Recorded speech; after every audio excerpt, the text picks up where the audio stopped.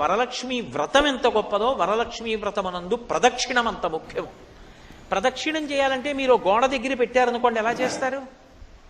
మీరు చేయలేరు. ప్రదక్షిణం చెయ్యాలంటే ఒక గది మధ్యలోకి ఉంచాలి. ఉంచితే మీరు ప్రదక్షిణం చెయ్యగలరు. ప్రదక్షిణం అంటే కుడి చేతి వైపు కుంచి గుండ్రంగా తిరుగుతారు. దాని చుట్టూ తిరుగుతున్నాను అనుకోండి, ఇప్పుడు ఈ ఆసనం చుట్టూ తిరిగాను అనుకోండి, నేను ఇలాగా కుడి చేతి వైపే ఉంటుంది నేను తిరుగుతున్నప్పుడు.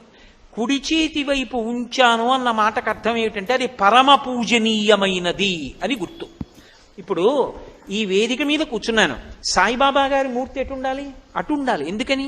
ఆయన పరమ పూజనీయుడు. పరమ పూజనీయుడైన సాయిబాబా గారి మూర్తిని తెచ్చి ఇటు పెట్టకూడదు. ఎడం చేతి వైపుకుంటే అప్రధానుడవుతాడు, కుడి చేతి వైపు ఉంటే ప్రధానుడవుతాడు.